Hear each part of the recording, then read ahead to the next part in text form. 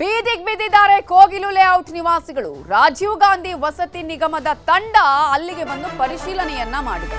180 ಕುಟುಂಬಗಳ ವಾಸದ ಬಗ್ಗೆ ಪರಿಶೀಲನೆಯನ್ನ ಈಗಾಗಲೇ ಮಾಡಲಾಗಿದ್ದು, ರಾಜೀವ್ ಗಾಂಧಿ ವಸತಿ ನಿಗಮದ ತಂಡದವರು ಅಲ್ಲಿಗೆ ಬಂದಿದ್ದಾರೆ. ಮೊನ್ನೆಯಿಂದಲೂ ಕೂಡ ಕೇರಳ ಸಂಸದರಾಗಿರ್ಬೋದು, ಶಾಸಕರುಗಳು ಅಲ್ಲಿಗೆ ಆಗಮಿಸ್ತಾ ಇದ್ದಾರೆ.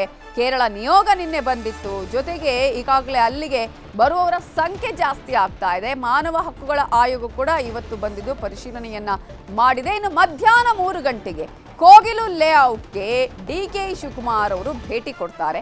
ಸಂಜೆ 5 ಗಂಟೆಗೆ ಸಿಎಂ ಅವರ ನೇತೃತ್ವದಲ್ಲಿ ಮಹತ್ವದ ಸಭೆಯನ್ನ ಕೂಡ ಕರೆಯಲಾಗಿದೆ. ರಾಜೀವ್ ಗಾಂಧಿ ವಸತಿ ನಿಗಮದಿಂದ ಗುಡ್ ನ್ಯೂಸ್ ಸಿಗುತ್ತಾ? ಸಂಜೆ ಸಿಎಂ ಡಿಸಿಎಂ ಸಭೆಯಲ್ಲೇ ಆದೇಶ ಆಗುವ ಸಾಧ್ಯತೆ ಇದೆ. ಮನೆಗಳನ್ನ ಕಟ್ಟಿಕೊಡೋ ತೀರ್ಮಾನವನ್ನ ಕೈಗೊಳ್ಳುವ ಸಾಧ್ಯತೆ ಇದೆ. ಕೋಗಿಲು ಲೇಔಟ್ಗೆ ರಾಜೀವ್ ಗಾಂಧಿ ವಸತಿ ನಿಗಮದ ಅಧಿಕಾರಿಗಳು ಭೇಟಿ ಕೊಟ್ಟಿದ್ದಾರೆ. ಈಗಾಗಲೇ ನಾವು ಗಮನಿಸ್ತಾ ಇದೀವಲ್ಲ, ಇವರು ಈ ರೀತಿಯಾಗಿ ಅಕ್ರಮವಾಗಿ ಮನೆ ಕಟ್ಕೊಂಡಿದ್ದಾರೆ, ಶೆಡ್ಗಳಲ್ಲಿ ಇದ್ದಾರೆ ಅಂತ ಹೇಳಿ, ಒತ್ತುವರಿ ಮಾಡ್ಕೊಂಡಿದ್ದಾರೆ ಅಂತ ಹೇಳಿ ಮೊನ್ನೆ ಎಲ್ಲ ಡೆಮಾಲಿಷನ್ ಕಾರ್ಯ ಮಾಡಿದ್ರು. ಇದೀಗ ಮತ್ತದೇ ಜಾಗದಲ್ಲೇ ಏನಾದರೂ ಪುನರ್ವಸತಿ ಕಲ್ಪಿಸ್ತಾರೆ. ಯಾಕಂದ್ರೆ ಸಂತ್ರಸ್ತರು ಹೇಳಿದ್ರು, ನಾವು ಏನೇ ಆದ್ರೂ ಕೂಡ ಈ ಜಾಗ ಬಿಟ್ಟು ಕದಲಲ್ಲ ಅಂತ ಹೇಳಿ. ಈಗಾಗಲೇ ಇದು ದೊಡ್ಡ ಮಟ್ಟದಲ್ಲಿ ಸೌಂಡ್ ಆಗ್ತಾ ಇದೆ, ರಾಷ್ಟ್ರ ಮಟ್ಟದಲ್ಲಿ ಸೌಂಡ್ ಆಗ್ತಾ ಇದೆ, ರಾಜಕೀಯ ಅಸ್ತ್ರವಾಗಿ ಬಳಕೆ ಆಗ್ತಾ ಇರೋದನ್ನ ಗಮನಿಸಿದ್ರೆ ಇದೀಗ ಕಾಂಗ್ರೆಸ್ ಸರ್ಕಾರ ಇಕ್ಕಟ್ಟಿಗೆ ಸಿಕ್ಕಾಕೊಂಡಾಗ ಕಾಣಿಸ್ತಾ ಇದೆ. ಕೇರಳದ ಒತ್ತಡಕ್ಕೆ ಮಣಿಯುವಂಥದ್ದು, ಕಾಂಗ್ರೆಸ್ ಹೈಕಮಾಂಡ್ ನ ಒತ್ತಡಕ್ಕೆ ಮಣಿಯುವಂತಹ ಲಕ್ಷಣಗಳೇ ಇಲ್ಲಿ ಕಾಣಿಸ್ತಾ ಇರೋದು. ಆ ರೀತಿಯಾಗಿ ಸಾಧ್ಯತೆಗಳೇನಿಲ್ಲ, ಆಲ್ರೆಡಿ ಮಣಿದಿದೆ ಪ್ರಭಾವಕ್ಕೆ, ಒತ್ತಡಕ್ಕೆ. ಈ ಹಿನ್ನೆಲೆಯಲ್ಲಿ ಅಧಿಕಾರಿಗಳೀಗ ಭೇಟಿ ಕೊಟ್ಟಿದ್ದಾರೆ. ಈ ವೇಳೆ ನ್ಯೂಸ್ 18 ಜೊತೆಗೂ ಕೂಡ ಮಾತಾಡಿದ್ದಾರೆ. ಯಲಹಂಕದ ಕೋಗಿಲು ಲೇಔಟ್ ಅಲ್ಲಿ ಸದ್ಯ ಒಂದಷ್ಟು ಅಧಿಕಾರಿಗಳು ಸ್ಥಳಕ್ಕೆ ಭೇಟಿ ನೀಡಿ ಮನೆಗಳ ಲಿಸ್ಟ್ ಅನ್ನ ಪಡ್ಕೊಳ್ತಾ ಇರೋದು. ಅವ್ರನ್ನ ಮಾತಾಡಿಸ್ತಾ ಹೋಗ್ತೀನಿ. ಸರ್, ರಾಜೀವ್ ಗಾಂಧಿ ವಸತಿ ನಿಗಮದ ಕಡೆಯವರು ಅಂತ ಹೇಳ್ತಾ ಇದ್ದೀರಾ, ಸೊ ಎಷ್ಟು ಮನೆಗಳ ಲಿಸ್ಟ್ ಆಗಿದೆ, ಏನು ಸರ್? ಈಗ ನಮ್ಗೆ ಹತ್ರ ಕೊಟ್ಟಿರೋದು 189 ಜನದ ಲಿಸ್ಟ್ ಕೊಟ್ಟಿದ್ದಾರೆ. ಆ ಲಿಸ್ಟ್ ಅಷ್ಟೇ ಈಗ ಚೆಕ್ ಮಾಡೋದಕ್ಕೆ ಪ್ರಾರಂಭ ಮಾಡ್ತಾ ಇದೀವಿ. ಅಂದ್ರೆ ಯಾವ ತರ ಪರಿಶೀಲನೆ ಆಗುತ್ತೆ? ಅಂದ್ರೆ ಆ ಮನೆಗಳು ಕೆಡದಿರೋ ಅವ್ರು ಏನ್ ಲಿಸ್ಟ್ ಕೊಟ್ಟಿದ್ದಾರೆ ಅದೇ ಮನೆ ಇದೆಯಾ, ಅದೇ ಫಲಾನುಭವಿಗಳಿದಾರ ಅನ್ನೋ ಡಾಕ್ಯುಮೆಂಟ್ ಅದರ ಬೇಸ್ ಮೇಲೆ ಅವ್ರ ಹತ್ರ ಆಧಾರ್ ಇದೆಯೋ, ವೋಟರ್ ಐಡಿ ಇದೆಯೋ, ಅಥವಾ ಕರೆಂಟ್ ಬಿಲ್ ಇದೆಯೋ ನೋಡ್ಕೊಂಡು ಅದೇ ನೇಮ್ ಇದೆಯೋ, ಮ್ಯಾಚ್ ಆಗ್ತಿದೆಯೋ ಅಂತ ಚೆಕ್ ಮಾಡಿ ಅದಷ್ಟೇ ಹೇಳಿರೋದು ನಮಗೆ ಆ ಕೆಲಸ ಮಾಡಕ್ಕೆ ಪ್ರಯತ್ನ ಮಾಡ್ತಾ ಇದ್ದೀವಿ. ನಿಮ್ಗೆ ಕೊಟ್ಟಿರೋದು ಎಷ್ಟು ಮನೆಗಳ ಲಿಸ್ಟ್? 189 ಜನ ಲಿಸ್ಟ್ ಕೊಟ್ಟಿದ್ದಾರೆ. ಇಲ್ಲಿ 2 ಲೇಔಟ್ ಇದೆ, ಫಕೀರ್ ಲೇಔಟ್ ಮತ್ತೆ ವಸೀಂ ಲೇಔಟ್ ಅಂತ. 2 ಸೇರಿನಾ ಅಥವಾ ಒಂದು ಕೊಟ್ಟಿರೋದು 189 ಕೊಟ್ಟಿದ್ದಾರೆ. ಅದು ಯಾವ ಒಬ್ರು ಇಲ್ಲಿ ಲೋಕಲ್ ರೆಪ್ರೆಸೆಂಟೇಟಿವ್ ಕೊಟ್ಟಿದ್ದಾರೆ. ಅವ್ರ ಕಡೆ ಕರ್ಕೊಂಡು ಹೋಗ್ತಾರೆ. ಯಾವ್ದು ಲೇಔಟ್ ಅಂತ ನಮಗೂ ಗೊತ್ತಿಲ್ಲ ಮಾಹಿತಿ. ಅವ್ರು ಅಲ್ಲಿ ಯಾವ್ದು ತೋರಿಸ್ತಾರೆ ಅದನ್ನು ಮಾಡ್ತಾ ಇದೀವಿ. ನೀವು ಎಷ್ಟು ಜನರ ತಂಡ ಬಂದಿದ್ದೀರಾ ಸರ್? ಒಂದು 10 ರಿಂದ 12 ಜನ ಇದೀವಿ ಮೇಡಮ್. ಇದಿಷ್ಟು ಇಲ್ಲಿರುವಂತಹ ಅಧಿಕಾರಿಗಳು ಹೇಳ್ತಾ ಇರುವಂತದ್ದು. ಅಂದ್ರೆ ಮೊದಲೇ ಮೂಲಗಳ ಪ್ರಕಾರ ಒಂದಷ್ಟು ಮಾಹಿತಿ ಇತ್ತು. ಇಲ್ಲಿ ಅಕ್ರಮವಾಗಿ ಇದ್ದವರು ಅವರ ಒಂದು ಮನೆಗಳನ್ನ ತೆರವು ಮಾಡಿದಂತಹ ಸಂದರ್ಭದಲ್ಲಿ ಅವ್ರನ್ನ ರಾಜೀವ್ ಗಾಂಧಿ ವಸತಿ ನಿಗಮಕ್ಕೆ ಶಿಫ್ಟ್ ಮಾಡ್ತಾರೆ ಅನ್ನುವಂತಹ ಮಾಹಿತಿ ಇತ್ತು. ಸೊ ಅದರ ಪ್ರಕಾರನೇ ಆಗುವಂತಹ ಎಲ್ಲ ಸಾಧ್ಯತೆಗಳು ಕೂಡ ಇದೆ. ಅಧಿಕಾರಿಗಳು ಕೂಡ ಸ್ಥಳದಲ್ಲಿ ಬೀಡು ಬಿಟ್ಟಿದ್ದು 180 ಮನೆಗಳ ಲಿಸ್ಟ್ ಅನ್ನ ಮಾಡ್ಕೊಳ್ತಾ ಇರುವಂತಹ ದೃಶ್ಯ ಸದ್ಯ ಕಂಡು ಬರ್ತಾ ಇದೆ. ಕ್ಯಾಮರಾಮನ್ ನೂರ್ ಅಹಮದ್ ಜೊತೆ ಪ್ರಗತಿ ಶೆಟ್ಟಿ, ನ್ಯೂಸ್ 18 ಬೆಂಗಳೂರು. ಒತ್ತುವರಿಯಿಂದ ಬೀದಿಗೆ ಬಿದ್ದಿವೆ ಈಗ 200 ಕುಟುಂಬಗಳು. ಚಳಿಯಲ್ಲೇ ತೆರವು ಮಾಡಿದ ಸ್ಥಳದಲ್ಲೇ ಜನ ವಾಸ ಮಾಡುತ್ತಿದ್ದಾರೆ. ಕಳೆದ 8-9 ದಿನಗಳಿಂದ ಇದೇ ಪರಿಸ್ಥಿತಿಯಲ್ಲಿದ್ದಾರೆ. ಅಲ್ಲಿ ವೃದ್ಧರಿದ್ದಾರೆ, ಪುಟ್ಟ ಮಕ್ಕಳಿದ್ದಾರೆ, ಗರ್ಭಿಣಿಯರಿದ್ದಾರೆ, ಜೊತೆಗೆ ಬಾಣಂತಿಯರಿದ್ದಾರೆ. ಇಂತಹ ಸಂದರ್ಭದಲ್ಲಿ ನಾವು ಈ ಜಾಗ ಬಿಟ್ಟು ಕದಲಲ್ಲ ಅಂತ ಸಂತ್ರಸ್ತರು ಹೇಳ್ತಾ ಇದ್ದಾರೆ. ನಿರಾಶ್ರಿತರ ಕೇಂದ್ರ ಕಲ್ಪಿಸಲಾಗಿದೆ. ಆ ನಿರಾಶ್ರಿತರ ಕೇಂದ್ರಕ್ಕೂ ಹೋಗದೆ ಅಲ್ಲೇ ಜನ ಠಿಕಾಣಿ ಹೂಡಿದ್ದಾರೆ. ಕಾರಣ ಸರ್ಕಾರ ನಮ್ಮ ಸಮಸ್ಯೆಯನ್ನ ಬಗೆಹರಿಸಬೇಕು ಅಂತ ಹೇಳಿ ಆಗ್ರಹವನ್ನ ಮಾಡಿದ್ದಾರೆ. ಎಂಥದ್ದೇ ಚಳಿ ಇರಲಿ, ಕೊರೆಯುವ ಚಳಿ ಮಧ್ಯೆ ಮಕ್ಕಳು, ವೃದ್ಧರು ಅಲ್ಲಿ ಪರದಾಟ ಮಾಡ್ತಿದ್ದಾರೆ. ಕಾರಣ ಈಗ ನಾವು ಏನಾದ್ರೂ ಇಲ್ಲಿಂದ ಹೋದ್ರೆ ಮತ್ತೆ ನಮ್ಗೆ ಅವಕಾಶ ಸಿಗೋದಿಲ್ಲ, ನಮ್ಗೆ ಮತ್ತೆ ಪುನರ್ವಸತಿ ಸಿಗೋದಿಲ್ಲ, ಈ ಜಾಗ ಸಿಗೋದಿಲ್ಲ ಅನ್ನುವಂತಹ ಹಿನ್ನೆಲೆ. ಜೊತೆಗೆ ಇಷ್ಟು ವರ್ಷದಿಂದ ನಾವು ಇಲ್ಲೇ ಇದ್ದೀವಿ, ಎಲ್ಲಾ ಡಾಕ್ಯುಮೆಂಟ್ಸ್ ನಮ್ಗೆ ಕೊಟ್ಟಿದ್ದಾರೆ. ಈಗ ಬಂದು ಏಕಾಏಕಿ ಬಂದು ತೆರವುಗೊಳಿಸಿದ್ರೆ ನಾವು ಎಲ್ಲ ಹೋಗ್ಬೇಕು ಅನ್ನುವಂತಹ ಪ್ರಶ್ನೆಯನ್ನ ಕೂಡ ಅಲ್ಲಿನ ಸಂತ್ರಸ್ತರು ಕೇಳ್ತಾ ಇದ್ದಾರೆ. ಸ್ವಾಮಿ, ಬಡವ್ರದ್ದು ಹಿಂಗಾಗೋಯ್ತು. ಬಡವ್ರದ್ದು ಎಲ್ಲ ಫುಟ್ಪಾತ್ ಬಂದ್ಬಿಟ್ಟವ್ರೆ, ಇರೋ ಮನೆಗಳೆಲ್ಲ ಹೊಡೆದಾಕ್ಬಿಟ್ಟವ್ರೆ. ಚಳಿಯಲ್ಲಿ ಗಾಳಿಯಲ್ಲಿ ಪಾಪ ವನವಾಸ ಪಡ್ತಾವ್ರೆ. ಊಟ ಇಲ್ಲ, ನಾಷ್ಟ ಇಲ್ಲ, ವನವಾಸ ಪಡ್ತಾವ್ರೆ. ಅವ್ರಿಗೇನೋ ಒಂದು ಪರಿಹಾರ ಮಾಡಿಕೊಟ್ರೆ ಗೌರ್ಮೆಂಟಿಂದ ಅವ್ರೊಂದು ಅನುಕೂಲ ಆಗುತ್ತೆ. ಸಾಬ್ ಬಂದ್ರು, ಅವ್ರು ಬಂದು ಇವತ್ತು 2 ಗಂಟೆಗೆ ಏನಂತ ಪರಿಹಾರ ಹೇಳ್ತಾರಂತ. ಎಲ್ಲಿ ಕೊಡ್ತಾರೋ ಗೊತ್ತಿಲ್ಲ. ಇಲ್ಲಿಂದ ಬೇರೆ ಕಡೆ ಕೊಡ್ತೀರಂತ ಹೇಳಿದ್ದಾರೆ. ಅದು ನಮ್ಗೆ ಗೊತ್ತಿಲ್ಲ ಏನೂನು. ಇವಾಗ ಏನ್ ಹೇಳ್ತಾರೋ ಅವ್ರು ಬಂದ್ರೆ ಏನ್ ಮಾತಾಡ್ತಾರೋ ಗೊತ್ತಿಲ್ಲ. ಬರ್ತಾರಂತ 2 ಗಂಟೆಗೆ. ಅವ್ರು ಹೇಳಿದ್ರೆ ನಮ್ಗೆ ಭರೋಸಾ ಐತೆ. ತುಂಬಾನೇ ಸಮಸ್ಯೆ ಆಗ್ತಾ ಇದೆ. ಇಲ್ಲಿ 1 ರೂಪಾಯಿ ಮನೆ ಕೆಲಸ ಮಾಡಿ ಸಾಲ ಮಾಡಿ 1 ರೂಪಾಯಿ ಬಡ್ಡಿಗೆ ತಗೊಬಂದು ಕಟ್ಟಿರೋದು ಮನೆ. ಯಾರು ದುಡ್ಡಿರೋರು ಚೆನ್ನಾಗಿ ಅವ್ರು ಬಂದಿಲ್ಲಿ ಕಟ್ಕೊಂಡು ಇರಕ್ ಆಗುತ್ತಾ? ಇಲ್ಲ. ಮೊನ್ನೆ ಡೆಲಿವರಿ ಆಗಿದೆ, ಬಾಣಂತಿ ಎಲ್ಲಿರ್ಬೇಕು, ಇನ್ನೊಂದು ಹುಡುಗಿ ಪ್ರೆಗ್ನೆಂಟ್, ಯಾವಾಗ ಡೆಲಿವರಿ ಆಗುತ್ತೆ ಗೊತ್ತಿಲ್ಲ. ಅಂತವರೆಲ್ಲ ಬಂದು ಚಳಿ ಗಾಳಿ ಮಗುನಿಕೊಂಡು ಹೆಂಗಿರ್ತಾರೆ? ಇರಕ್ಕಾಗುತ್ತಪ್ಪ. ಪಾಪ ಪೀರಿಯಡ್ಸ್ ಆಗಿದೆ, ಆ ಮಗು ಪ್ಯಾಡ್ ಚೇಂಜ್ ಮಾಡಕ್ ಜಾಗ ಇಲ್ಲ, ಟಾಯ್ಲೆಟ್ಗೆ ಎಲ್ಲೋಗ್ತಾರೆ, ಏನ್ ಮಾಡ್ತಾರೆ? ಯೋಚನೆ ಮಾಡ್ಬೇಕಲ್ಲ. ಅದೆಲ್ಲ ಅಕ್ರಮವಾಗಿ ಕಟ್ಕೊಳಕ್ ಆಗಲ್ಲ. ಎಲ್ಲಾರು ಗೊತ್ತಿರೋದೇ ಕಟ್ಕೊಂಡಿರೋದು. ಅಕ್ರಮವಾಗಿ ಹೆಂಗ್ ಕಟ್ಕೊಂತಾರ ಅಂತ ಹೇಳ್ತಾರೆ. ಪಾಯಾಂಗವಾಗಿ ನೋಡಿಲ್ವಾ? ಮಣ್ಣಕ್ಕೂ ಗೊತ್ತಿರುತ್ತೆ. ಎಲ್ಲಾರು ಗೊತ್ತಿದ್ದೀರಾ ಅಂತ ಯಾರು ಮಾಡಕ್ಕಾಗಲ್ಲ. ಗೊತ್ತಿದ್ದೇ ಮಾಡಿ. ಚಿಕ್ಕ ಮಕ್ಕಳು ವಯಸ್ಸಾಗಿರೋರೆಲ್ಲರೂ ಚಳಿ ಗಾಳಿಯಲ್ಲಿ ಧೂಳಲ್ಲಿ ಎಲ್ಲರೂ ಮನಿಕೊಂಡಿದೀವಿ. ನಾವು ಇವತ್ತಿಂದ 10 ದಿವಸ ಆಯ್ತು. ಈ ಜಾಗ ಕದ್ಲಿ ಎಲ್ಲೂ ಹೋಗಿಲ್ಲ. ನಮಗೇನು ಇಲ್ಲಿ ಸೌಲಭ್ಯ ಇಲ್ಲ. ಊಟ ಬಂದ್ರೆ ಸಾಕ, ಇಲ್ಲ ಬೇರೆ ಏನೋ ವ್ಯವಸ್ಥೆ ಮಾಡ್ರಿ. ನಾವು ಮಕ್ಕಳು ಮರಿ ಎಲ್ಲ ಐತೆ, ಎಲ್ಲ ಕೂಲಿ ಕೆಲ್ಸಕ್ಕೂ ಹೋಗೋರು. ಇವಾಗ ಅಷ್ಟು ಇದಿಲ್ಲ ಅಂದ್ರೆ ಇಲ್ಲಿ ಮನೆ ಕಟ್ಟಕ್ ಆಗುತ್ತಾ? ಆಗಲ್ಲ. ಆಧಾರ್ ಕಾರ್ಡ್ ಕೊಟ್ಟವ್ರೆ, ಐಡೆಂಟ್ ಕಾರ್ಡ್ ಕೊಟ್ಟವ್ರೆ, ರೇಷನ್ ಕಾರ್ಡ್ ಕೊಟ್ಟವ್ರೆ. ಇಷ್ಟು ಕೊಟ್ಟು ನಾವು ಎಲ್ಲ ಕೂಲಿ ಕೆಲಸ ಮಾಡ್ಕೊಂಡು ಮಕ್ಳು ಮರಿನ ಗೌರ್ಮೆಂಟ್ ಅಲ್ಲಿ ಓದಿಸ್ಕೊಂಡು ಹಂಗ ಹಿಂಗೆ ಮಾಡ್ಕೊಂಡು ಇದ್ವಿ. ಅದ್ರಲ್ಲಿ ಬಂದು ಎಲ್ಲ ಕಟ್ಟಿ ಪಾಯ ಹಾಕ್ಸಿ ಎಲ್ಲ ಆದ್ಮೇಲೆ ಎಲ್ಲ ಹೊಡೆದಾಕ್ಬಿಟ್ರೆ ನಾವ್ ಹೆಂಗೆ ಎಲ್ಲಿ ಹೋಗೋದು? ಯಾರನ್ನ ಕೇಳೋದು? ಓಟ್ ಬೇಕಾಗ. ಕೋಗಿಲು ಲೇಔಟ್ ಜನರ ಬಗ್ಗೆ ವಿಪಕ್ಷ ನಾಯಕ ಆರ್ ಅಶೋಕ್ ಮಾತಾಡಿದ್ದಾರೆ. ಕರ್ನಾಟಕ ಸರ್ಕಾರವನ್ನ ಯಾರು ರೂಲ್ ಮಾಡ್ತಾ ಇದ್ದಾರೆ? ಕೆಸಿ ವೇಣುಗೋಪಾಲ್ ರೂಲ್ ಮಾಡ್ತಾ ಇದ್ದಾರಾ ಅನ್ನುವ ಪ್ರಶ್ನೆ ಮಾಡಿದ್ದಾರೆ. ಹಾಗೆಯೇ ರವಿಕುಮಾರ್ ಕೂಡ ಕಾಂಗ್ರೆಸ್ ವಿರುದ್ಧ ಕಿಡಿಕಾರಿದ್ದಾರೆ. ಕರ್ನಾಟಕ ಸರ್ಕಾರ ಯಾರು ರೂಲ್ ಮಾಡ್ತಾ ಇದ್ದಾರೆ? ಆ ಕೇರಳದ ಜನರಲ್ ಸೆಕ್ರೆಟರಿ ಇದ್ದಾರಲ್ಲ, ಯಾರು? ವೇಣುಗೋಪಾಲ್. ಬೆಂಗಳೂರಿನ ನಾರ್ತ್ ಇಲ್ಲಿ ಕಸ ವಿಲೇವಾರಿ ಮಾಡೋಕ್ಕೆ ಒಂದು 5 ಎಕರೆ ಜಮೀನು ಅಲಾಟ್ ಆಗಿದೆ. ಏಕಾಏಕಿ ಅಲ್ಲಿ ಈ ಮುಸ್ಲಿಮರು ಬಂದು ಅಲ್ಲಿ ಶೆಡ್ಗಳು ಹಾಕೊಂಬಿಟ್ಟಿದ್ದಾರೆ. ಕಸ ವಿಲೇವಾರಿಗೆ ಇಟ್ಟಿದ್ದು. ಬೆಂಗಳೂರಿನ ಕಸ ವಿಲೇವಾರಿಗೆ ಹಣ ಕೊಟ್ಟು ಸರ್ಕಾರ ಅಲಾಟ್ ಮಾಡಿರೋದು ಕಾರ್ಪೊರೇಷನ್ಗೆ. ಅದನ್ನು ಕಾರ್ಪೊರೇಷನ್ ಅಧಿಕಾರಿಗಳು ತೆರವು ಮಾಡಿದ್ದಾರೆ. ಕೇರಳದ ಮುಖ್ಯಮಂತ್ರಿ ಪಿನರಾಯಿ ಟ್ವೀಟ್ ಮಾಡ್ತಾರೆ, ಅನ್ಯಾಯ ಮಾಡ್ತಾ ಇದ್ದಾರೆ ಮುಸ್ಲಿಮರಿಗೆ. ಅಲ್ಲಿ ಸಾಯಂಕಾಲ ಟ್ವೀಟ್ ಮಾಡ್ತಾರೆ Venugopal, general secretary of AICC. Tweet ಮಾಡಿದ ತಕ್ಷಣ ಏನ್ ಹೇಳ್ತಾರೆ? ಇಲ್ಲ, ಆ ಪ್ರಾಬ್ಲಮ್ ಅನ್ನ ಸಾಲ್ವ್ ಮಾಡ್ತೀವಿ ಅಂತ ಹೇಳ್ತಾರೆ. ಅಂದ್ರೆ ಒಂದು ಟ್ವೀಟ್ಗೆ ನಿಮ್ಮ AICC ಇಂದ ಜನರಲ್ ಸೆಕ್ರೆಟರಿ ಒಂದು ಟ್ವೀಟ್ ಮಾಡಿದ್ದಕ್ಕೆ ಕೇರಳದವ್ರಿಗೆ ಮನೆ ಕಟ್ಕೊಡ್ತೀನಿ ಅಂತ ಹೇಳ್ತಾ ಇದ್ದೀರಾ. ಕರ್ನಾಟಕದವ್ರು ನಿಮಗೆ ಕಣ್ಣೀರು ಸುರಿಸ್ತಾ ಇದ್ದಾರೆ. ಹಗಲು ರಾತ್ರಿ ಹೋರಾಟ ಮಾಡ್ತಿದ್ದಾರೆ ಕರ್ನಾಟಕ ರಾಜ್ಯದವರು. ಅವ್ರಿಗೆ ಕಣ್ಣಿಗೆ ಕಾಣಲ್ಲ ನಿಮಗೆ.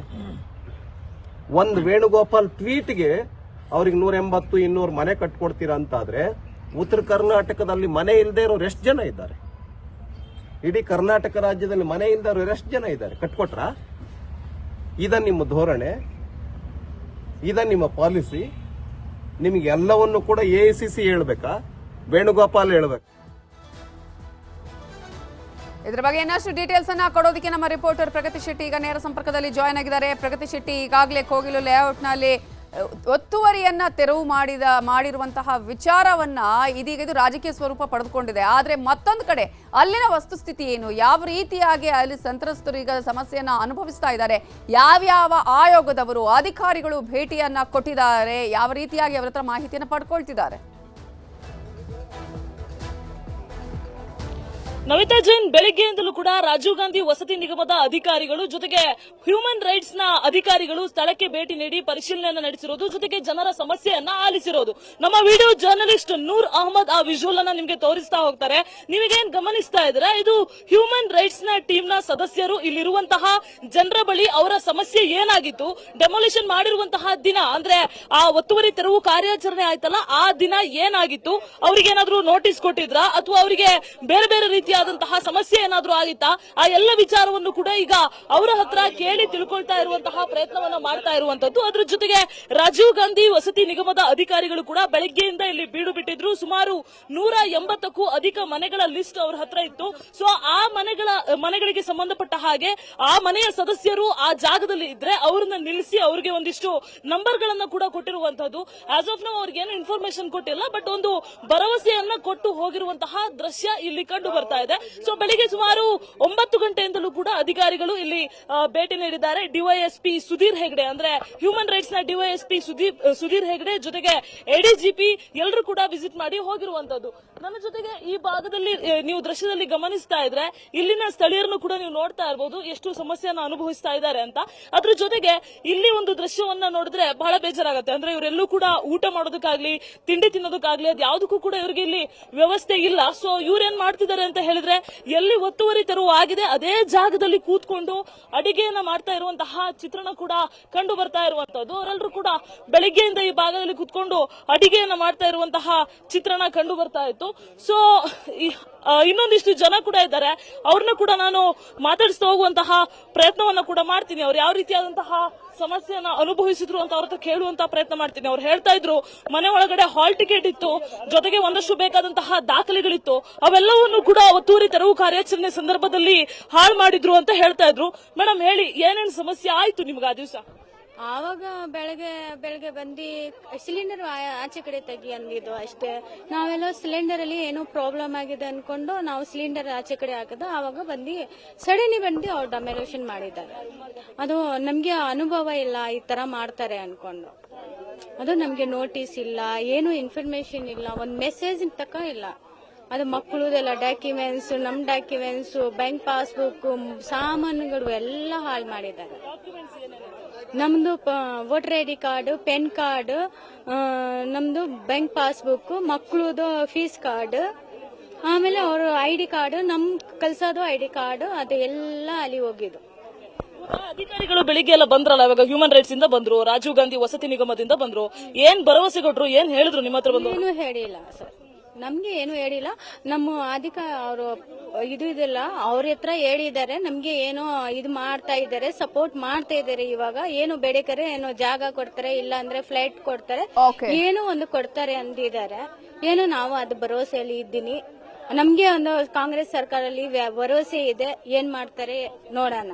ಇದು ಇಲ್ಲಿರುವಂತಹ ನಿವಾಸಿಗಳು ಹೇಳ್ತಾ ಇರುವಂತದ್ದು. ಹ್ಯೂಮನ್ ರೈಟ್ಸ್ ನ ಎಡಿಜಿಪಿ ಆಗಿರುವಂತಹ ದೇವಜ್ಯೋತಿ ರೇ ಅವರು ಕೂಡ ಭೇಟಿ ನೀಡಿ ತನಿಖೆಯನ್ನ ನಡೆಸ್ತಾ ಇದ್ದಾವೆ. ಏನಾದ್ರೂ ಮಾನವ ಹಕ್ಕು ಉಲ್ಲಂಘನೆ ಆಗಿದೆಯಾ ಅನ್ನುವಂತದನ್ನ ಪರಿಶೀಲನೆ ಮಾಡ್ತಾ ಇದೀವಿ ಅನ್ನುವಂತಹ ವಿಚಾರವನ್ನು ಕೂಡ ನ್ಯೂಸ್ 18ಗೆ ತಿಳಿಸಿರುವಂತದ್ದು. ನವಿತಾ ಜೈನ್. Thank you Pragati Shetty. ಉಡ್ತಾ ಪಂಜಾಬ್ ಮಾತನ್ನ ಕೇಳ್ತಾ ಇದ್ವಿ, ಆದ್ರೆ ಇದೀಗ ಉಡ್ತಾ ಬೆಂಗಳೂರು ಆಗ್ತಾ ಇದೆಯಾ ಅನ್ನುವಂತಹ ಪ್ರಶ್ನೆಯನ್ನ ಹುಟ್ಟು ಹಾಕಿದೆ. ಬೆಂಗಳೂರಲ್ಲಿರುವಂತಹ ಈ 3 ಡ್ರಗ್ಸ್ ಫ್ಯಾಕ್ಟರಿಗಳು ಕೇವಲ 3 ಡ್ರಗ್ಸ್ ಫ್ಯಾಕ್ಟರಿಗಳಲ್ಲ, ಇನ್ನೂ ಕೂಡ ಹೆಚ್ಚಾಗಿರಬಹುದು ಅನ್ನುವ ಅನುಮಾನಗಳು ಕೂಡ ಇಲ್ಲಿ ಇದೆ.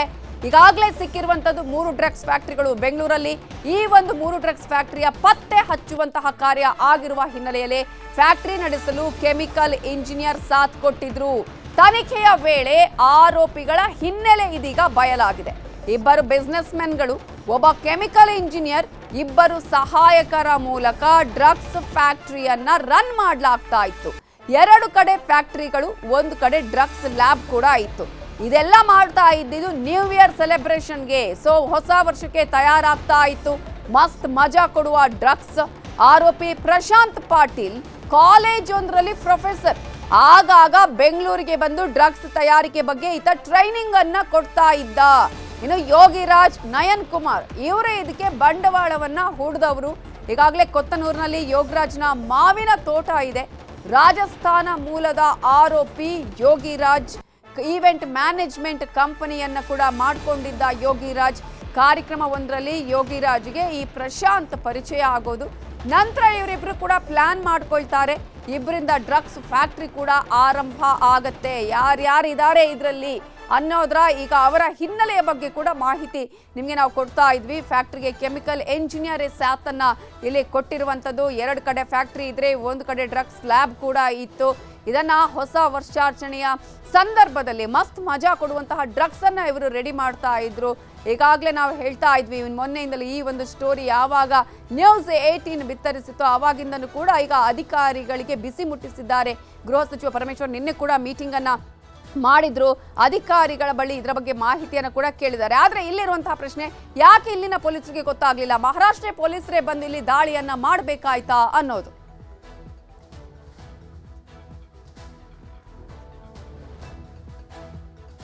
ಸೊ ಹಾಗಾದ್ರೆ ಈಗಾಗಲೇ ಈಗಾಗಲೇ ನಾವು ನಿಮಗೆ ತೋರಿಸ್ತಾ ಇದ್ವಿ ಯಾವ ರೀತಿಯಾಗಿ ಈ ಒಂದು ಡ್ರಗ್ಸ್ ಅನ್ನ ಇಲ್ಲಿ ತಯಾರು ಮಾಡಲಾಗ್ತಾ ಇತ್ತು, ಅದಕ್ಕೆ ಬೇಕಂತ ಕೆಮಿಕಲ್ಗಳನ್ನ ಹೇಗೆ ಬಳಕೆ ಮಾಡಲಾಗ್ತಾ ಇತ್ತು ಅಂತ ಹೇಳಿ ಈ ಡ್ರಗ್ಸ್ ಫ್ಯಾಕ್ಟರಿ ಸೀಕ್ರೆಟ್ ಅನ್ನ ಒಂದೊಂದಾಗಿ ನಿಮಗೆ ಹೇಳ್ತಾ ಹೋಗ್ತೀವಿ. ಯೋಗಿರಾಜ್ ಹಾಗೇನೆ ಪ್ರಶಾಂತ್ ಪಾಟೀಲ್ ಹೂಡಿಕೆ ಮಾಡಿದಂತಹದ್ದೇ ಇದು. ಕೆಮಿಕಲ್ ಇಂಜಿನಿಯರ್ ಆಗಿದ್ದು ಪ್ರಶಾಂತ್ ಪಾಟೀಲ್ ಆಗಾಗ ಬೆಂಗಳೂರಿಗೆ ಬಂದು ಈ ಒಂದು ಮೇಕಿಂಗ್ ಯಾವ ರೀತಿಯಾಗಿರ್ಬೇಕು ಅನ್ನೋ ಟ್ರೈನಿಂಗ್ ಅನ್ನ ಕೊಡ್ತಾ ಇದ್ರು. ಬೆಂಗಳೂರಿಗೆ ಬರ್ತಾನೆ ಇದ್ರು, ಡ್ರಗ್ಸ್ ಮೇಕಿಂಗ್ ಬಗ್ಗೆ ಅವ್ರ ತರಬೇತಿಯನ್ನ ನೀಡ್ತಾ ಇದ್ರು. ಮುಂಬೈನಿಂದ ವಸ್ತುಗಳನ್ನ ತರಿಸಿ ಡ್ರಗ್ಸ್ ಅನ್ನ ಇಲ್ಲಿ ತಯಾರಿಕೆ ಮಾಡಲಾಗ್ತಾ ಇತ್ತು. ಯರಪ್ಪನಹಳ್ಳಿಯ ಮನೆಯಲ್ಲಿ ಡ್ರಗ್ಸ್ ಲ್ಯಾಬ್ ಇತ್ತು ಅನ್ನೋದನ್ನ ಕೂಡ ನಾವಿಲ್ಲಿ ಗಮನಿಸಬೇಕಾಗುತ್ತೆ. ಯರಪ್ಪನಹಳ್ಳಿ ಲ್ಯಾಬ್ನಿಂದಲೇ ಇದು ಡಿಸ್ಟ್ರಿಬ್ಯೂಷನ್ ಆಗ್ತಾ ಇತ್ತು ಬೇರೆ ಬೇರೆ ಕಡೆ. ಇನ್ನು ಪ್ರಶಾಂತ್ ಪಾಟೀಲ್ಗೆ ಇಬ್ಬರು ಅಸಿಸ್ಟೆಂಟ್ ಕೂಡ ಇದ್ರು, ಸುರೇಶ್ ಯಾದವ್ ಹಾಗೇನೆ ಮೆಲ್ಕಾನಿ ಬಿಷ್ಣೋಯಿ ಅನ್ನುವಂಥವರು. ಡ್ರಗ್ ಮೇಕಿಂಗ್ಗೆ ಇವರಿಬ್ರು ಕೂಡ ಅಸಿಸ್ಟೆಂಟ್ಸ್ ಇದ್ರಲ್ಲ, ಇವರು ಇಬ್ರು ಕೂಡ ಸಹಾಯವನ್ನ ಮಾಡ್ತಾ ಇದ್ರು. ಡ್ರಗ್ ಪೆಡ್ಲರ್ಗಳ ಜೊತೆಗೆ ಮಾರಾಟಕ್ಕೆ ಒಪ್ಪಂದವನ್ನ ಮಾಡ್ಕೊಳ್ತಾ ಇದ್ರು. ಇನ್ನು ತಾನೇ ಒಪ್ಪಂದವನ್ನ ಈ ಪ್ರಶಾಂತ್ ಯಲ್ಲಪ್ಪ ಪಾಟೀಲ್ ಮಾಡಿಕೊಳ್ತಾ ಇದ್ದ. ಮಹಾರಾಷ್ಟ್ರ, ಆಂಧ್ರ, ತೆಲಂಗಾಣ, ತಮಿಳುನಾಡಿಗೆ ಸಪ್ಲೈ ಕೂಡ ಆಗ್ತಾ ಇತ್ತು. ಮುಂಬೈಗೆ ಹೆಚ್ಚು ಡ್ರಗ್ಸ್ ರವಾನೆ ಮಾಡ್ತಾ ಇದ್ದಿದ್ದು ಅವರ ಟಾರ್ಗೆಟೇ ಮುಂಬೈ ಆಗಿತ್ತು. ಪೆಡ್ಲರ್ ಮೂಲಕವೇ ಪ್ರಶಾಂತ್ ಪಾಟೀಲ್ ಸಿಕ್ಕಿಬಿದ್ದಿದ್ದು. ಅಬ್ದುಲ್ ಖಾದರ್ ಅನ್ನುವಂತಹ ಆತ ಮೊನ್ನೆ ಬಂಧನಕ್ಕೆ ಒಳಪಡ್ತಾನೆ. ಅಬ್ದುಲ್ ಖಾದರ್ ಶೇಖ್ ಮೂಲಕ ಈ ಎಲ್ಲ ಇಂತಹ ಒಂದು ದಂಧೆ ಇಲ್ಲಿ ಇದೆ, ಫ್ಯಾಕ್ಟ್ರಿಗಳಿದೆ ಅನ್ನೋದು ಗೊತ್ತಾಗುತ್ತೆ. ಎಸ್ಕೇಪ್ ಆಗಿದ್ದಾನೆ ಯೋಗಿರಾಜ್ ಹಾಗೆಯೇ ನಯನ್, ಅವರಿಗೆ ಹುಡುಕಾಟ ಮಾಡ್ತಾ ಇದ್ದಾರೆ. ಮಹಾರಾಷ್ಟ್ರ, ಬೆಂಗಳೂರು ಸಿಸಿಬಿ ಅಧಿಕಾರಿಗಳು ಶೋಧವನ್ನ ಮಾಡ್ತಾ ಇದ್ದಾರೆ. ಈಗಾಗಲೇ ಮುಂಬೈಯಲ್ಲಿ ಸಿಕ್ಕಾಕೊಂಡಿರೋದು ಇವರು. ಆ ನಂತರ ಇದರ ಮೂಲ ಎಲ್ಲಿ ಅಂತ ಹೇಳಿ ಹುಡ್ಕೊಂಡು ಬಂದಂತಹ ಸಂದರ್ಭದಲ್ಲಿ ಪೆಡ್ಲರ್ ಮೂಲಕ ಪ್ರಶಾಂತ್ ಪಾಟೀಲ್ ಸಿಕ್ಕಾಕೊಳ್ತಾನೆ. ಇನ್ನು ಬೆಂಗಳೂರಲ್ಲಿ ಡ್ರಗ್ಸ್ ಫ್ಯಾಕ್ಟರಿ ಪತ್ತೆ ಪ್ರಕರಣಕ್ಕೆ ಸಂಬಂಧಪಟ್ಟ ಹಾಗೆ ಗೃಹ ಸಚಿವರಾಗಿರುವ ಡಾಕ್ಟರ್ ಜಿ ಪರಮೇಶ್ವರ್ಗೆ ಒಂದು ಬಿಗ್ ಶಾಕ್. ನಗರ ಪೊಲೀಸ್ ಆಯುಕ್ತರಿಗೆ ಈ ಸಂದರ್ಭದಲ್ಲಿ ಕ್ಲಾಸ್ ಅನ್ನ ತೆಗೆದುಕೊಳ್ತಾರೆ ಗೃಹ ಸಚಿವರಾಗಿರುವ ಪರಮೇಶ್ವರ್ ಅವರು. ನಿನ್ನೆ ಕೂಡ ಮೀಟಿಂಗ್ ಅನ್ನ ಮಾಡಿದ್ರು. ಅವರು ಮೀಟಿಂಗ್ ಮಾಡಿದಂತ ಸಂದರ್ಭದಲ್ಲಿ ಈ ವಿಚಾರ ಕೂಡ ಬಹಳ ಪ್ರಮುಖವಾಗಿ ಚರ್ಚೆಯಾಗಿದೆ. ಮಹಾರಾಷ್ಟ್ರ ಪೊಲೀಸರು ಇಲ್ಲಿ ಬಂದು ಪತ್ತೆ ಮಾಡ್ತಾ ಇದ್ದಾರೆ, ಹಾಗಾದ್ರೆ ನಮ್ಮ ಪೊಲೀಸರಿಗೆ ಮಾಹಿತಿ ಇಲ್ವಾ ಇದರ ಬಗ್ಗೆ ಅನ್ನುವಂತಹ ತರಾಟೆಯನ್ನ ತೆಗೆದುಕೊಂಡಿದ್ದಾರೆ. ಫ್ಯಾಕ್ಟರಿಗಳನ್ನ ನಿರ್ಲಕ್ಷ್ಯ ವಹಿಸಿದವರ ಬಗ್ಗೆ ವರದಿಯನ್ನ ಕೂಡ ಗೃಹ ಸಚಿವರಾಗಿರುವ ಪರಮೇಶ್ವರ್ ಅವರು ಕೇಳಿದ್ದಾರೆ. ನಮ್ಮವರಿಗೆ ಯಾಕೆ ಗೊತ್ತಾಗಿಲ್ಲ ಇದರ ಬಗ್ಗೆ ಮಾಹಿತಿ, ನಮ್ಮವರು ಹಾಗಾದ್ರೆ ಏನ್ ಮಾಡಿದ್ರು, ಎಷ್ಟು ಬೇಜವಾಬ್ದಾರಿಯಿಂದ ಇದ್ದಾರೆ, ನಿರ್ಲಕ್ಷ್ಯವನ್ನ ವಹಿಸಿದ್ದಾರೆ. ಮಹಾರಾಷ್ಟ್ರ ಪೊಲೀಸರು ಬಂದ್ರೆ ಇಲ್ಲಿ 3 ಫ್ಯಾಕ್ಟರಿಗಳ ಮೇಲೆ ದಾಳಿಯನ್ನ ಮಾಡ್ತಾರೆ ಅಂತ ಹೇಳಿದ್ರೆ ನಮ್ಮವರು ಯಾಕೆ ಇದರ ಬಗ್ಗೆ ಮಾಹಿತಿಯನ್ನ ಪಡ್ಕೊಂಡಿಲ್ಲ ಅನ್ನೋದ್ರ ಬಗ್ಗೆ ಕೂಡ ಗರಂ ಆಗಿ ಪರಮೇಶ್ವರ್ ಅವರು ಪ್ರಶ್ನೆಯನ್ನ ಕೇಳಿದ್ದಾರೆ. ಇದರ ಬಗ್ಗೆ ಇನ್ನಷ್ಟು ಡೀಟೇಲ್ಸ್ ಅನ್ನ ಕೊಡೋದಕ್ಕೆ ನಮ್ಮ ರಿಪೋರ್ಟರ್ ಮುನಿರಾಜು ಈಗ ನೇರ ಸಂಪರ್ಕದಲ್ಲಿ ಜಾಯ್ನ್ ಆಗಿದ್ದಾರೆ. ಮುನಿರಾಜು, 3 ಫ್ಯಾಕ್ಟರಿಗಳ ಮೇಲೆ ಮಹಾರಾಷ್ಟ್ರ ಪೊಲೀಸರು ಇಲ್ಲಿಗೆ ಬಂದು ದಾಳಿಯನ್ನ ಮಾಡಿರುವಂತಹ ವಿಚಾರದಲ್ಲಿ ಈಗಾಗಲೇ ಗೃಹ ಸಚಿವರು ಕ್ಲಾಸ್ ಅನ್ನ ತೆಗೆದುಕೊಂಡಿದ್ದಾರೆ. ಆದ್ರೆ ಇವರುಗಳು ಯಾರ್ಯಾರು, ಈ ಆರೋಪಿಗಳು ಯಾರು, ಅವರ ಹಿನ್ನೆಲೆ ಏನು, ಯಾವ ರೀತಿಯಾಗಿ ಈ ಒಂದು ಡ್ರಗ್ಸ್ ಫ್ಯಾಕ್ಟರಿಗಳನ್ನ ಮಾಡ್ಕೊಂಡಿದ್ರು, ಎಷ್ಟು ಟೈಮ್ನಿಂದ ಇದು ಕಾರ್ಯವನ್ನ ನಿರ್ವಹಿಸ್ತಾ ಇತ್ತು?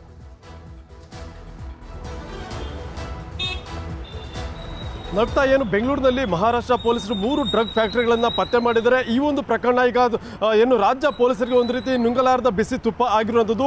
ಯಾಕಂದರೆ ಈ ಒಂದು ಫ್ಯಾಕ್ಟರಿಗಳು ಸುಮಾರು ದಿನಗಳಿಂದ ಬೆಂಗಳೂರಿನಲ್ಲಿ ಕಾರ್ಯಾಚರಣೆ ಮಾಡ್ತಾ ಇದ್ರು ಕೂಡ ಪೊಲೀಸರಿಗೆ ಇದ್ರ ಬಗ್ಗೆ ಮಾಹಿತಿ ಇರಲಿಲ್ವ ಅನ್ನೋ ಒಂದು ಪ್ರಶ್ನೆ ಈಗ ಮೂಡ್ತಾ ಇದೆ. ಈ ಬಗ್ಗೆ ಖುದ್ದು ಗೃಹ ಸಚಿವರೇ ಈಗಾಗಲೇ ಏನು ನಗರ ಪೊಲೀಸ್ ಆಯುಕ್ತರಿಗೆ ಒಂದು ನಿನ್ನೆ ನಡೆದ ಸಭೆ ಸಂದರ್ಭದಲ್ಲಿ ಒಂದು ಸ್ವಲ್ಪ ಗರಂ ಆಗಿ ಒಂದು ಪ್ರಶ್ನೆಯನ್ನು ಕೂಡ ಮಾಡಿರೋದು. ಯಾಕಂದರೆ ಅಲ್ಲಿನ ಪೊಲೀಸರು ಇಲ್ಲಿ ಬಂದು ರೈಡ್ ಮಾಡ್ತಾರೆ, ಮತ್ತು 3 ಫ್ಯಾಕ್ಟರಿಗಳನ್ನು ಪತ್ತೆ ಮಾಡ್ತಾರೆ ಅಂದರೆ ಇಲ್ಲಿನ ಪೊಲೀಸರು ಏನು ಮಾಡ್ತಾ ಇದ್ದಾರೆ ಒಂದು ಪ್ರಶ್ನೆಯನ್ನು ಕೂಡ ಮಾಡ್ತಾ ಇದ್ದಾರೆ. ಮತ್ತೆ ಇದೇ ಸಂದರ್ಭದಲ್ಲಿ ಆರೋಪಿಗಳೇನಿದ್ರೆ ಅವರು ಪಕ್ಕಾ ಪ್ಲಾನ್ ಅನ್ನು ರೂಪಿಸಿಕೊಂಡು ಏನು 3 ಪೊಲೀಸ್ ಠಾಣೆ ಒಂದು ಸರಹದ್ದು ಏನಿದೆ ಆ ಒಂದು ಸರಹದ್ದಿನ ಗಡಿ ಪ್ರದೇಶಗಳಲ್ಲಿ ಈ ಒಂದು ಫ್ಯಾಕ್ಟರಿಗಳನ್ನು ತೆರೆದಿದ್ರು ಅನ್ನೋದು ವಿಚಾರ ಕೂಡ ಈಗ ಬೆಳಕಿಗೆ ಬರ್ತದೆ. ಯಾಕಂದ್ರೆ ಪೊಲೀಸರು ಯಾರೇ ಬಂದರೂ ಕೂಡ ಆ ಒಂದು ಫ್ಯಾಕ್ಟರಿಗಳನ್ನು ಪತ್ತೆ ಮಾಡಬಾರ್ದು, ಮತ್ತೆ ಅದು ಯಾರಿಗೂ ಕೂಡ ಐಡೆಂಟಿಟಿ ಸಿಗಬಾರ್ದು ಅನ್ನೋ ಕಾರಣಕ್ಕೋಸ್ಕರ ಒಂದು ಗಡಿ ಪ್ರದೇಶದ ಒಂದು ನಿರ್ಜನ ಸ್ಥಳಗಳಲ್ಲಿ ಒಂದು ಫ್ಯಾಕ್ಟರಿಗಳನ್ನು ತೆರೆದಿದ್ರು. ಅದರಲ್ಲಿ ಪ್ರಮುಖ ಆರೋಪಿ ಪ್ರಶಾಂತ್ ಪಾಟೀಲ್ ಏನಿದ್ರೆ ಈತ ಕೆಮಿಕಲ್ ಇಂಜಿನಿಯರ್ ಆಗಿದ್ದರಿಂದ ಈತನೇ ಒಂದು ಡ್ರಗ್ ಅನ್ನು ಮ್ಯಾನುಫ್ಯಾಕ್ಚರ್ ಮಾಡೋದ್ರಲ್ಲಿ ಏನು ಪ್ರಮುಖ ಆರೋಪಿ ಕೂಡ ಆಗಿದೆ ಅನ್ನೋ ಒಂದು ವಿಚಾರ ಕೂಡ ಬೆಳಕಿಗೆ ಬಂದಿದೆ. ಈತ ಏನು ಡ್ರಗ್ ತಯಾರಿಕೆಗೆ ಬೇಕಾಗಿರುವಂತಹ ಕೆಲವು ಕೆಮಿಕಲ್ಸ್ ಅನ್ನ ತೆಗೆದುಕೊಂಡು ಬಂದು ಅದನ್ನ ಇಲ್ಲಿ ಸ್ಟಾಕ್ ಮಾಡ್ತಾ ಇದ್ದ. ಆದ್ರೆ ಯರಪ್ಪನಹಳ್ಳಿ ಒಂದು ಗ್ಯಾರೇಜ್ ಏನಿದೆ ಆ ಒಂದು ಗೋದಾಮಿನಲ್ಲಿ ಈ ಒಂದು ಏನು ಡ್ರಗ್ಸ್ ಅನ್ನ ತಯಾರಿ ಮಾಡಿ ನಂತರ ಅದನ್ನ ಮುಂಬೈಗೆ ಸಪ್ಲೈ ಮಾಡ್ತಾ ಇದ್ರು ಅನ್ನೋ ಒಂದು ವಿಚಾರ ಕೂಡ ಈಗ ಬೆಳಕಿಗೆ ಬರ್ತಾ ಇದೆ. ಪ್ರಮುಖ ಟಾರ್ಗೆಟ್ ಇವ್ರದ್ದಾಗಿದ್ದು ನ್ಯೂ ಇಯರ್ ಆಗಿರುತ್ತೆ. ಯಾಕಂದ್ರೆ ನ್ಯೂ ಇಯರ್ ಸಂದರ್ಭದಲ್ಲಿ ದೇಶದಲ್ಲಿ ಬೇರೆ ಬೇರೆ ಕಡೆ ಒಂದು ದೊಡ್ಡ ದೊಡ್ಡ ಪಾರ್ಟಿಗಳು ಕೂಡ ಆಯೋಜನೆ ಆಗುತ್ತೆ. ಆ ಒಂದು ಪಾರ್ಟಿಗಳಿಗೆ ಡ್ರಗ್ಸ್ ಅನ್ನ ಸಪ್ಲೈ ಮಾಡಬೇಕು ಅಂತ ಅಂತೇಳಿ ಈ ಒಂದು ಪ್ಲಾನ್ ಅನ್ನು ರೂಪಿಸಿಕೊಂಡು ಬೆಂಗಳೂರಿನಲ್ಲಿ 3 ಫ್ಯಾಕ್ಟರಿಗಳನ್ನು ತೆರೆದಿದ್ರು ಅನ್ನೋ ಒಂದು ವಿಚಾರ ಕೂಡ ಈಗ ಬೆಳಕಿಗೆ ಬರ್ತಾ ಇರೋದು. ಸದ್ಯ ಈಗ ಮಹಾರಾಷ್ಟ್ರ ಮತ್ತೆ ಸಿಸಿಬಿ ಪೊಲೀಸರು ಈಗ ಇದರ ಬಗ್ಗೆ ಒಂದು ಗಂಭೀರವಾಗಿ ಪರಿಗಣಿಸಿ ಈಗ ತನಿಖೆಯನ್ನು ಕೂಡ ಜೋರಾಗಿ ಮಾಡ್ತಾ ಇರೋದು. ಆದರೆ ಮಹಾರಾಷ್ಟ್ರ ಪೊಲೀಸರು ಬೆಂಗಳೂರಿನಲ್ಲಿ ಈಗ 3 ಡ್ರಗ್ಸ್ ಫ್ಯಾಕ್ಟರಿಗಳು ಪತ್ತೆ ಹಚ್ಚಿರೋದು ಕೂಡ ನಗರ ಪೊಲೀಸರಿಗೆ ಎಲ್ಲೊಂದು ಕಡೆ ಏನು ಇದು ಇರ್ಸು ಮುರ್ಸು ಉಂಟಾಗಿರೋದ್ರಿಂದ ಇದರ ಬಗ್ಗೆ ಈಗ ಸಿಸಿಬಿ ಪೊಲೀಸರು ಕೂಡ ಜಂಟಿಯಾಗಿ ತನಿಖೆಯನ್ನು ಆರಂಭ ಮಾಡ್ತಾ ಇದ್ದಾರೆ. Navita. Okay, thank you Muniraju ಡೀಟೇಲ್ಸ್ಗೆ. ಹುಣಸೂರಲ್ಲಿ ಚಿನ್ನದಂಗಡಿ ದರೋಡೆ ಪ್ರಕರಣಕ್ಕೆ ಸಂಬಂಧಪಟ್ಟ ಹಾಗೆ 15 ದಿನದಿಂದ ಹುಣಸೂರಲ್ಲೇ ಇದ್ರು ಖದೀಮರು. ಲಾಡ್ಜಲ್ಲೇ ಇದ್ಕೊಂಡು ದರೋಡೆಗೆ ಸ್ಕೆಚ್ ಅನ್ನ ಹಾಕ್ತಾ ಇದ್ರು. ಯಾವ ರೀತಿಯಾಗಿ ದರೋಡೆ ಮಾಡಬೇಕು ಅನ್ನುವಂತಹ ಎಲ್ಲ ಪ್ಲಾನ್ ಅನ್ನ ಈ ಒಂದು ಖದೀಮರು 15 ದಿನದಿಂದ ಹುಣಸೂರಲ್ಲೇ ಇದ್ದು ಮಾಡ್ಕೊಂಡಿದ್ರು. ಆರೋಪಿಗಳ ಸೆರೆಗೆ 5 ಪೊಲೀಸ್ ತಂಡಗಳನ್ನ ಈಗ ರಚನೆ ಮಾಡಲಾಗಿದೆ. ಇದರಲ್ಲಿ 5 ಇನ್ಸ್ಪೆಕ್ಟರ್ಗಳ ನೇತೃತ್ವದಲ್ಲಿ 5 ತಂಡಗಳನ್ನ ರಚನೆ ಮಾಡಿದ್ದು ಆರೋಪಿಗಳನ್ನ ಹಿಡಿಯೋದಿಕ್ಕೆ ಈಗ ಬಲೆ ಬೀಸಿದ್ದಾರೆ. ತಂಡಗಳನ್ನ ಮಾಡಲಾಗಿದೆ. ಕೇರಳದಲ್ಲಿ ಒಂದು ತಂಡ ಕಳ್ಳರಿಗಾಗಿ ಶೋಧವನ್ನ ಮಾಡ್ತಾ ಇದ್ರೆ ಮತ್ತೆ ಮಡಿಕೇರಿ, ಮೈಸೂರು, ಹಾಸನ ಸುತ್ತಮುತ್ತ ಈಗಾಗಲೇ ಪೊಲೀಸರು ಹುಡುಕಾಟವನ್ನ ಮಾಡ್ತಾ ಇದ್ದಾರೆ. ಹುಣಸೂರಿನಲ್ಲೇ 5 ತಂಡದಿಂದ ಪರಿಶೀಲನೆ ನಡೆಸಲಾಗ್ತಾ ಇದೆ. ಸಿಸಿಟಿವಿಯಲ್ಲಿ ಸೆರೆಯಾದ ದೃಶ್ಯಾವಳಿಗಳ ಆಧರಿಸಿ ಮುಖಚರ್ಯೆಯನ್ನ ಆಧರಿಸಿ ಶೋಧವನ್ನ ಪೊಲೀಸರು ಮಾಡ್ತಾ ಇದ್ದಾರೆ. ಈ ಒಂದು ಪ್ರಕರಣ ಇದೀಗ ಪೊಲೀಸರಿಗೆ ತಲೆಬಿಸಿಗೆ ಕಾರಣ ಆಗಿದೆ. ಈ ಒಂದು ದರೋಡೆಗೆ ಸಂಬಂಧಪಟ್ಟ ಹಾಗೆ ಆರೋಪಿಗಳು ಏನಿದ್ದಾರೆ, ಕಳ್ಳರು ಏನಿದ್ದಾರೆ, 15 ದಿನಗಳ ಕಾಲ ಲಾಡ್ಜ್ ಅಲ್ಲೇ ತಂಗಿದ್ರು, ಸ್ಕೆಚ್ ಅನ್ನ ಹಾಕಿದ್ರು. ಯಾವ ರೀತಿಯಾಗಿ ದರೋಡೆ ಮಾಡಬೇಕು ಅನ್ನುವಂತಹ ಎಲ್ಲಾ ರೀತಿಯಾದಂತಹ ಪ್ಲಾನ್ ಅನ್ನ ರೂಪಿಸಿಕೊಂಡೇ ಅವರು ಈ ಒಂದು ದರೋಡೆಯನ್ನ ಮಾಡಿದ್ದಾರೆ ಕಳ್ಳರು. ಇದೀಗ ಅವರ ಹುಡುಕಾಟಕ್ಕಾಗಿ 5 ತಂಡಗಳನ್ನ ರಚನೆ ಮಾಡಲಾಗಿದೆ. ಒಂದು ತಂಡ ಕೇರಳದಲ್ಲಿ ಈಗಾಗಲೇ ಹುಡುಕಾಟವನ್ನ ಮಾಡ್ತಾ ಇದ್ರೆ ಮತ್ತೆ ಇನ್ನು ಉಳಿದ ತಂಡದವರು ಈಗ ಮೈಸೂರು ಸುತ್ತಮುತ್ತ ಹುಡುಕಾಟವನ್ನ ಮಾಡ್ತಾ ಇದ್ದಾರೆ. ಹುಣಸೂರು ಚಿನ್ನದಂಗಡಿ ದರೋಡೆ ಪ್ರಕರಣಕ್ಕೆ ಸಂಬಂಧಪಟ್ಟ ಹಾಗೆ ಕೆಆರ್ ನಗರದ ಮೂಲಕ ಆರೋಪಿಗಳು ಹಾಸನಕ್ಕೆ ತೆರಳಿದ್ರು ಅನ್ನುವಂತಹ ಮಾಹಿತಿ ಕೂಡ ಲಭ್ಯ ಆಗಿದ್ದು, ಅವರ ದೃಶ್ಯ, ಅವರು ಅಲ್ಲಿಂದ ಹೋಗಿರುವಂತಹ ತೆರಳಿರುವಂತಹ ದೃಶ್ಯ ಸಿಸಿಟಿವಿಯಲ್ಲಿ ಸೆರೆಯಾಗಿದೆ. ದರೋಡೆಕೋರರು ಯಾವ ರೀತಿಯಾಗಿ ಅಲ್ಲಿಂದ ತೆರಳಿದ್ರು ಅನ್ನೋದರ ಎಲ್ಲಾ ರೀತಿಯಂತಹ ಮಾಹಿತಿಗಳು ಸಿಸಿಟಿವಿಯ ದೃಶ್ಯಾವಳಿಗಳಲ್ಲಿ ಸೆರೆಯಾಗಿದೆ. ಇನ್ನು ಸಿಸಿಟಿವಿಯಲ್ಲಿ ಸೆರೆಯಾಗಿರುವಂತಹ ದೃಶ್ಯವನ್ನ ಆಧರಿಸಿಯೇ ಪೊಲೀಸರು ಹುಡುಕಾಟವನ್ನ ಮಾಡ್ತಾ ಇದ್ದಾರೆ. ಆರೋಪಿಗಳಿಗಾಗಿ, ಈ ಖದೀಮರಿಗಾಗಿ ತಲಾಶನ್ನ ಕೂಡ ಮಾಡ್ತಾ ಇದ್ದಾರೆ. ಇಬ್ಬರು ಒಂದು ಕಡೆ, ಮತ್ತಿಬ್ಬರು ಇನ್ನೊಂದು ಕಡೆ ತೆರಳಿರುವಂತಹ ಶಂಕೆ ಕೂಡ ಇದೆ. ನೀವು ಗಮನಿಸ್ತಾ ಇದ್ರಲ್ಲ, ಅವರು ತೆರಳಿರುವಂತಹ ದೃಶ್ಯಗಳನ್ನ ಈಗಾಗಲೇ ಸಿಸಿಟಿವಿಯಲ್ಲೂ ಕೂಡ ಅದು ದಾಖಲಾಗಿರುವಂಥದ್ದು. ಸೊ ಈ ಒಂದು ಹಿನ್ನೆಲೆಯಲ್ಲಿ ಸಿಸಿಟಿವಿಯ ದೃಶ್ಯಾವಳಿಗಳ ಮಾಹಿತಿಯನ್ನ ಮೈಸೂರು ಎಸ್ಪಿ ವಿಷ್ಣುವರ್ಧನ್ ಅವರು ಪಡ್ಕೊಂಡಿದ್ದಾರೆ. ಈ ದರೋಡೆ ಪ್ರಕರಣಕ್ಕೆ ಸಂಬಂಧಪಟ್ಟ ಹಾಗೆ ಈಗ ಎಲ್ಲಾ ರೀತಿಯಲ್ಲೂ ಕೂಡ ಪೊಲೀಸರು ತನಿಖೆ ಮಾಡ್ತಾ ಇದ್ದಾರೆ. ಆರೋಪಿಗಳಿಗಾಗಿ ಹುಡುಕಾಟವನ್ನ ಮಾಡ್ತಾ ಇದ್ದಾರೆ. ದರೋಡೆಕೋರರು ಅಲ್ಲಿಂದ ತೆರಳಿರುವಂತಹ ದೃಶ್ಯ ಕೂಡ ಈಗಾಗಲೇ ಸೆರೆಯಾಗಿರೋದು. ಕೆಆರ್ ನಗರ ಮೂಲಕ ಹಾಸನಕ್ಕೆ ಎಸ್ಕೇಪ್ ಆಗಿದ್ದಾರೆ. ಇಬ್ಬರು ಒಂದು ಕಡೆ ಆದ್ರೆ ಮತ್ತಿಬ್ಬರು ಇನ್ನೊಂದು ಕಡೆ ತೆರಳಿರುವಂತಹ ಶಂಕೆ ಕೂಡ ಪೊಲೀಸರಿಗೆ ಇರುವಂತದ್ದು. ಯಾಕಂದ್ರೆ ಈ ಸಿಸಿಟಿವಿ ದೃಶ್ಯಾವಳಿಗಳು ಆ ರೀತಿಯಾದಂತಹ ಒಂದು ಅವರು ಹೋಗಿರುವಂತಹ ಮಾರ್ಗವನ್ನು ಕೂಡ ತೋರಿಸ್ತಾ ಇದೆ. ಅವರು ದರೋಡೆಕೋರರು ಎಸ್ಕೇಪ್ ಆಗಿರುವಂತಹ ದೃಶ್ಯಗಳು ಕೂಡ ಈಗಾಗಲೇ ಸಿಸಿಟಿವಿಯಲ್ಲಿ ಸೆರೆ ಆಗಿರುವಂತದ್ದು. ಅವರ ಮುಖಚರ್ಯೆಯನ್ನ ಆಧರಿಸಿ ಇದೀಗ ಪೊಲೀಸರು ಅವರಿಗಾಗಿ ಹುಡುಕಾಟವನ್ನ ಕೂಡ ಮಾಡ್ತಾ ಇದ್ದಾರೆ. ಒಂದು ರೀತಿಯಲ್ಲಿ ಆತಂಕಕ್ಕೆ ಕಾರಣ ಆಗಿದೆ ಈ ಒಂದು ಪ್ರಕರಣ. ಈ ರೀತಿಯಾಗಿ ದರೋಡೆ ಪ್ರಕರಣಗಳು ನಡೆದರೆ ಮುಂದೆ ಏನು ಅನ್ನುವಂತಹ ಪ್ರಶ್ನೆಯನ್ನ ಕೂಡ ಹುಟ್ಟು ಹಾಕಿದೆ. ಹಾಸನಕ್ಕೆ ಕಳ್ಳರು ತೆರಳಿದ್ದಾರೆ ಅನ್ನುವಂತಹ ಅನುಮಾನದ ಮೇರೆಗೆ ಅಲ್ಲೇ ಈಗ ಸುತ್ತಮುತ್ತ ಹುಡುಕಾಟವನ್ನ ಕೂಡ ಪೊಲೀಸರು ಮಾಡ್ತಾ ಇದ್ದಾರೆ. ಅವರು ತೆರಳಿರುವಂತಹ ದೃಶ್ಯ ಸಿಸಿಟಿವಿಯಲ್ಲಿ ಸೆರೆಯಾಗಿದೆ. ಮೈಸೂರು ನಗರದಲ್ಲಿ ಈಗ ದರೋಡೆ ಪ್ರಕರಣಗಳ ಸಂಖ್ಯೆ ಜಾಸ್ತಿ ಆಗ್ತಾ ಇದೆ. ರವಿಶಂಕರ್ ಬಡಾವಣೆಯಲ್ಲಿ ರಾತ್ರೋರಾತ್ರಿ ಬೈಕ್ ಕಳವು ಕೂಡ ಆಗಿರೋದು. ಒಂದು ಕಡೆ ಚಿನ್ನದ ದರೋಡೆ ಅಂದ್ರೆ ಆಭರಣಗಳ ದರೋಡೆ ಆದ್ರೆ, ಮತ್ತೊಂದು ಕಡೆ ಬೈಕ್ ದರೋಡೆ, ವಾಹನಗಳ ದರೋಡೆ ಕೂಡ ಆಗ್ತಾ ಇದೆ. ತಲೆಗೆ ಮಂಕಿ ಕ್ಯಾಪ್, ಕೈಗೆ ಗ್ಲೌಸ್ ಧರಿಸಿ ಬೈಕ್ ಅನ್ನ ಕಳವು ಮಾಡಿದ್ದಾರೆ. ರೂಪನಗರ ಬೋಗಾದಿಯಲ್ಲಿ ಖದೀಮರು ಸಂಚಾರವನ್ನ ಮಾಡಿದ್ದು. ಈಗ ಇರುವ ಪ್ರಶ್ನೆ, ಮೈಸೂರಲ್ಲಿ ಕಾನೂನು ಸುವ್ಯವಸ್ಥೆ ಯಾವ ರೀತಿಯಾಗಿದೆ, ಹದಗೆಟ್ಟಿದೆಯಾ ಅನ್ನುವ ಪ್ರಶ್ನೆ ಕೂಡ ಇದೆ. ರವಿಶಂಕರ್ ಬಡಾವಣೆಯಲ್ಲಿ ರಾತ್ರೋರಾತ್ರಿ ಬೈಕ್ ಅನ್ನ ಕಳವು ಮಾಡಲಾಗಿದೆ. ಇದರ ಬಗ್ಗೆ ಇನ್ನಷ್ಟು ಡೀಟೇಲ್ಸ್ ಅನ್ನ ಕೊಡೋದಕ್ಕೆ ನಮ್ಮ ರಿಪೋರ್ಟರ್ ಆನಂದ್ ಈಗ ನೇರ ಸಂಪರ್ಕದಲ್ಲಿ ಜಾಯ್ನ್ ಆಗಿದ್ದಾರೆ. ಆನಂದ್, ಈಗಾಗಲೇ ಸಾಂಸ್ಕೃತಿಕ ನಗರಿ ಮೈಸೂರಲ್ಲಿ ಕಳ್ಳರ ಹಾವಳಿ ಜಾಸ್ತಿ ಆಗ್ತಾ ಇರುವಂತದ್ದು, ಕಾನೂನು ಸುವ್ಯವಸ್ಥೆ ಹದಗೆಟ್ಟಿದೆಯಾ ಅನ್ನುವ ಪ್ರಶ್ನೆಯ ಜೊತೆಗೆ ಈಗಾಗಲೇ ಕಳ್ಳರನ್ನ ಹುಡುಕಾಡುವಂತಹ ಕೆಲಸ ಯಾವ ರೀತಿಯಾಗಿ ನಡೀತಾ ಇದೆ, ಏನಾದ್ರೂ ಕ್ಲೂ ಸಿಕ್ಕಿದೆಯಾ ಪೊಲೀಸರಿಗೆ, ಹೇಗೆ? ನವಿತಾ, ಏನು ನಿನ್ನೆ ಹುಣಸೂರು ನಗರದಲ್ಲಿ ಆಡು ಹಗಲೇ ಗನ್ನನ್ನು ತೋರಿಸಿ ಚಿನ್ನದ ಅಂಗಡಿಯಲ್ಲಿ ಸುಮಾರು 4 ರಿಂದ 5 ಕೋಟಿ ರೂಪಾಯಿ ಬೆಲೆ ಬಾಳುವ ಚಿನ್ನಾಭರಣವನ್ನ ಕಳ್ಳರು ದೋಚಿ ಪರಾರಿಯಾಗಿದ್ರು. ಇದನ್ನ ಪ್ರೀ ಪ್ಲಾನ್ ಮಾಡಿಯೇ ಮಾಡಿರುವಂತದ್ದು ಅಂತ ಸದ್ಯಕ್ಕೆ ಗೊತ್ತಾಗಿರುವಂತದ್ದು. ಯಾಕಂತ ಹೇಳಿದ್ರೆ ಕಳೆದ 15 ದಿನಗಳಿಂದಲೂ ಕೂಡ ಅವರು ರೂಮ್ ಅನ್ನ ಮಾಡಿ ಹುಣಸೂರಿನಲ್ಲಿ ತಂಗಿದ್ರು. ಅಲ್ಲದೆ KR ನಗರ ಎಲ್ಲಾ ಕಡೆಗಳಲ್ಲೂ ಕೂಡ ಸಂಚಾರ ಮಾಡಿದ್ರು. ಅಲ್ಲದೆ ಅಂಗಡಿ ಮಾಲೀಕ ಏನಿದ್ದಾನೆ ರಾಶಿದ್, ಅವನ ಬಗ್ಗೆ ಸಂಪೂರ್ಣವಾಗಿ ಮಾಹಿತಿ ಕಲೆ ಹಾಕಿದ ನಂತರವೇ ದರೋಡೆಯನ್ನ ಮಾಡಿದ್ದಾರೆ ಅನ್ನುವಂಥದ್ದು ಸದ್ಯಕ್ಕೆ ಗೊತ್ತಾಗಿರುವಂಥದ್ದು. ಯಾಕಂತ ಹೇಳಿದ್ರೆ ಅಂಗಡಿಯಲ್ಲಿ ಒಬ್ಬ ಸೆಕ್ಯೂರಿಟಿ ಗಾರ್ಡ್ ಸಹ ಇಲ್ಲ ಅನ್ನುವಂಥದ್ದು ಈಗ ಗೊತ್ತಾಗಿರುವಂಥದ್ದು. ಈ ಹಿನ್ನೆಲೆಯಲ್ಲಿ 5 ತಂಡಗಳನ್ನ ರಚನೆ ಮಾಡಿ ಈ ದರೋಡೆಕೋರರನ್ನ ಬಂಧನಕ್ಕೆ ಈಗ ಪೊಲೀಸರು ಬಲೆ ಬೀಸಿರುವಂಥದ್ದು. ಒಂದು ತಂಡ ಕೇರಳದಲ್ಲಿ ಜಾಲಾಡ್ತಾ ಇದ್ರೆ, ಮತ್ತೊಂದು ತಂಡ KR ಮಾರ್ಗವಾಗಿ ಇವರು ಹೋಗಿದ್ದಾರೆ ಹಾಸನದ ಕಡೆ ಅಂತ CCTVಯ ಒಂದು ದೃಶ್ಯ ಹೇಳ್ತಾ ಇತ್ತು. ಆ ಹಿನ್ನೆಲೆಯಲ್ಲಿ ಹಾಸನದತ್ತ ತೆರಳಿರುವಂಥದ್ದು.